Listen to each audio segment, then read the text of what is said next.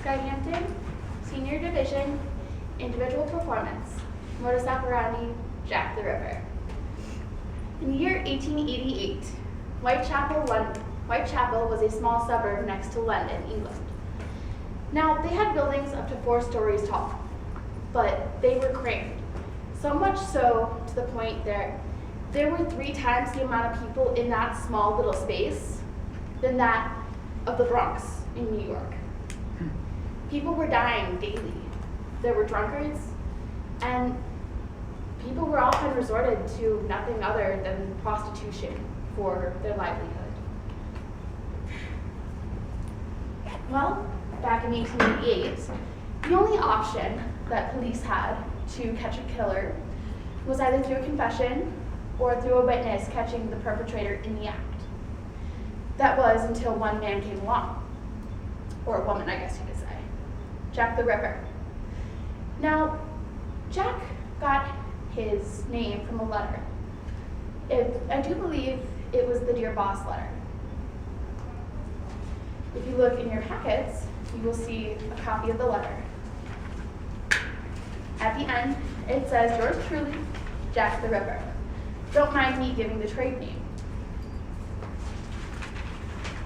Now, through this killer, he was the first serial killer that the world had ever seen before. A new type of a murderer, a new criminal. Nobody understood what he was capable of or what he was going to do next. So in order to catch this dangerous criminal, the police force had to come up with a new method of catching criminals like this. This was modus operandi. Now, modus operandi is commonly used today. If you look at Carl Eugene Watts, the Sunday morning slasher, they figured out these similarities throughout the killings. They were all women. They were all found on Sundays. They were all killed in the early mornings of Sunday. They all had their throats slashed, similar to the victims of Jack.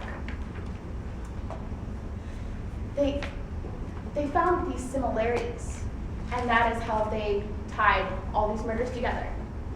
And through these murders, they were able to catch the killer. That was the primary goal of the task force of Scotland Yard. Over 300 men were put together to catch this killer. They couldn't.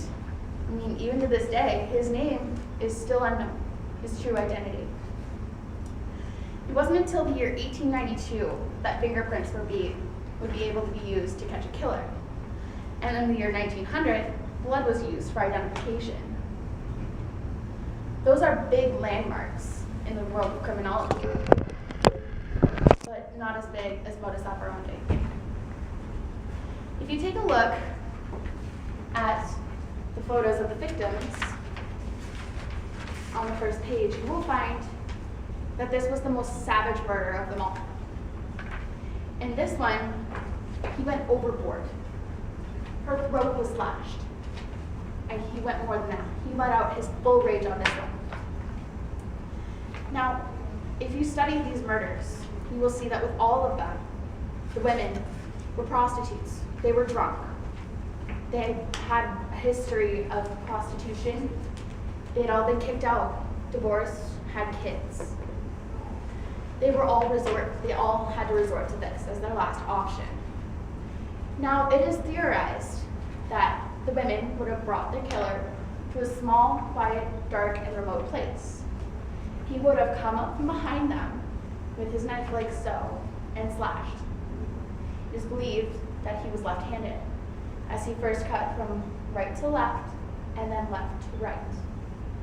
In one case, the lady's throat was cut so deep you could see her spinal cord in the back.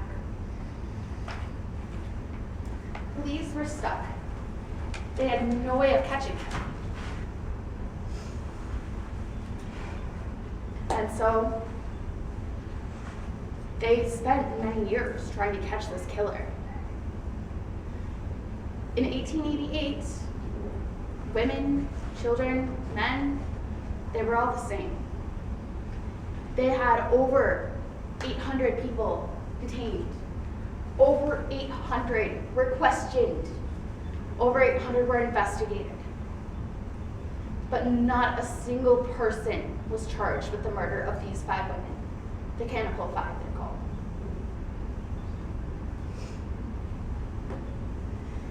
Now, in the Dear Boss letter, he talks about how he was proud of himself. He talks about Leather Apron. That is the name that they gave one of their suspects.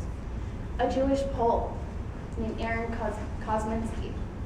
He was known to be a butcher, and he, of course, had a leather apron to protect his clothes. They found this leather apron next to the backyard of 29 Hanbury Street. 29 Hanbury Street is where one of the women was found. In the Dear Boss letter, he says, "Dear Boss, I keep on hearing the police have caught me, but they haven't, but they won't fix me just yet. I have laughed when they do look so clever and talk about being on the right track. That joke about Leather Apron gave me real fits. I am down on whores, and I shan't quit ripping them till I do get buckled. Grand work the last job was. I gave the lady no time to squeal." Now by this, he's talking about his own methods. He's giving them clues. He's leading them into this new idea, this new way of catching a killer. He's talking about how he slashed her throat quick enough that she didn't have time to scream. It is believed that he was a doctor or a butcher, because at the time it would have been very dark in the early hours of the night. In one case, he managed to remove her liver.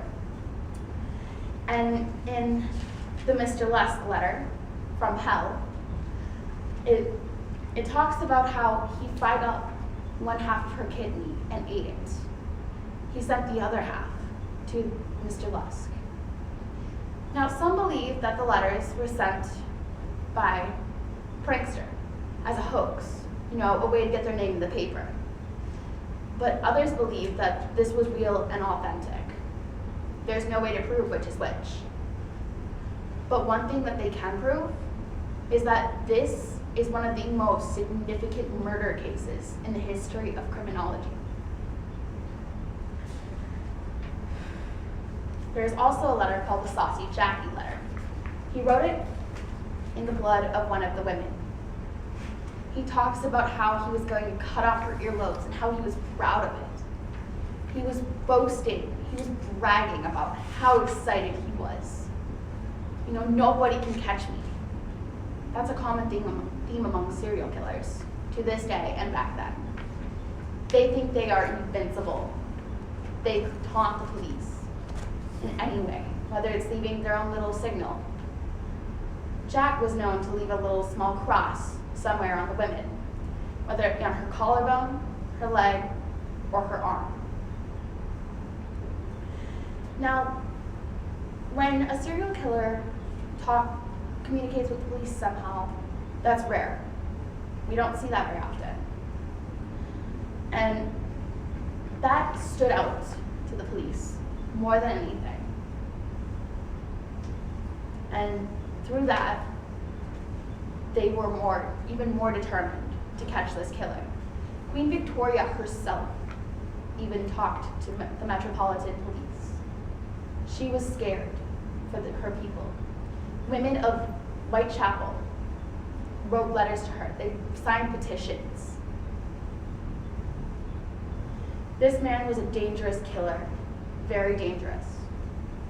And while we don't know his name, and he has evaded discovery for 120 plus years, we know that to this day, he is the most significant, arguably the most significant killer in the history of criminology, because he forced criminology to evolve. He forced Scotland Yard to come up with Modus Operandi. He challenged the way that police forces looked at killers. He challenged the way of society. He challenged everything. People who study this man today are known as ripperologists. Ripperologists have dedicated themselves to true argument is that Jack the Ripper was the most significant man in the history of criminology because he was the reason that modus operandi was invented. And modus operandi is the way that we catch killers to this day. Thank you.